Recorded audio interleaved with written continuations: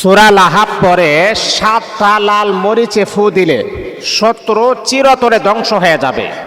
যেই শত্রু আপনার ক্ষতি করার চেষ্টা করে, যেই মানুষটা আপনাকে যে কোনো সুযোগ পেলে সে আপনার ক্ষতি করবে, আপনি জানেন যে সে আপনার চিরশত্রু, যে কোনো মুহূর্তে আপনার উপরে দুর্ঘটনা ঘটাতে পারে।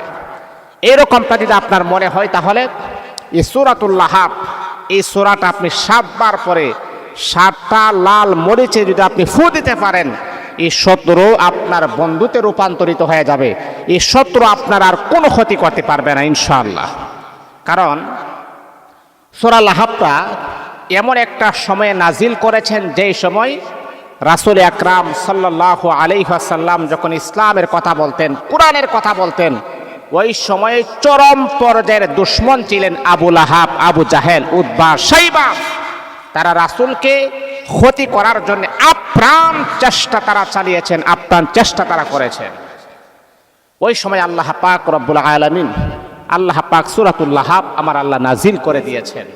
আমার আল্লাহ জানিয়ে দিয়েছেন, বন্ধু আবু লাহাব আপনার ক্ষতি করেছে, আবু লাহাব আপনার ক্ষতি করতে চায়, কিন্তু সে আবু লাহাব দুনিয়াতেও অশান্তি থাকবে, পরকালেও সে কখনো সুখ থাকতে পারবে না, সে জাহান্নামের প্যাসেঞ্জার হয়ে যাবে। আল্লাহ পাক রব্বুল আলামিন সূরা লাহাবের মাধ্যমে জানাইয়া দিয়েছেন কারা আপনার শত্রু, কারা আপনার দুশমন। তো সম্মানিত হাজিরিন, যেই কথাটা আমি বলতেছিলাম সেই কথাটা হচ্ছে, যদি আপনি জানেন যে আপনার আশেপাশে আপনার শত্রু আছে, আপনার দুশমন আছে, আপনার ক্ষতি করার চেষ্টা করতেছে, তাহলে আপনি সূরাতুল লাহাব আপনি পড়বেন। কেমনভাবে পড়বেন আপনি?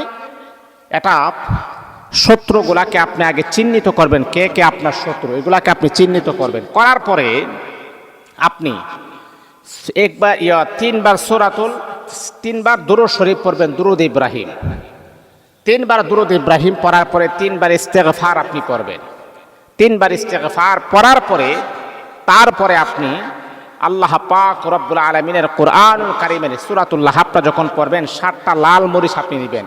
প্রথম একটা নেবেন, নেওয়ার পর আপনি পড়বেন আউযু বিল্লাহি মিনাশ শাইতানির রাজিম, বিসমিল্লাহির রহমানির রহিম, তাব্বাত ইয়াদা আবি লাহাবিন ওয়া তাব, মা আগনা আনহু মালুহু ওয়া মা কাসাব, সায়াসলা নারান যাতা লাহাবিন ওয়া ইমরাআতুহু হাম্মালাতাল হাতাব, ফি জিদিহা হাবলুম মিন মাসাদ।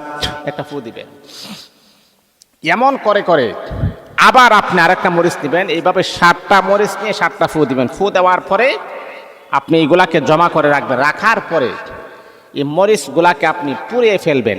একটা মরিচ পুরানোর আগে বলবেন, আল্লাহ উমুকে আমার শত্রু, সে আমার ক্ষতি করতে চায়, আল্লাহ তুমি তার ক্ষতির থেকে, তুমি তার জুলুম থেকে, তুমি তার অত্যাচার থেকে আমাকে তুমি হেফাজত করো।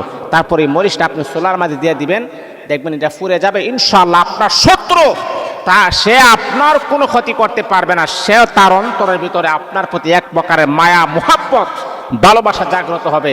আপনার শত্রু আপনার কোনো ক্ষতি করার চেষ্টা করারও কোনো রকমের কোনো পায়তারাও করবে না। এই জন্যে সূরাতুল লাহাবটা পড়বেন, এইভাবে এই নিয়মে আমলটা করবেন।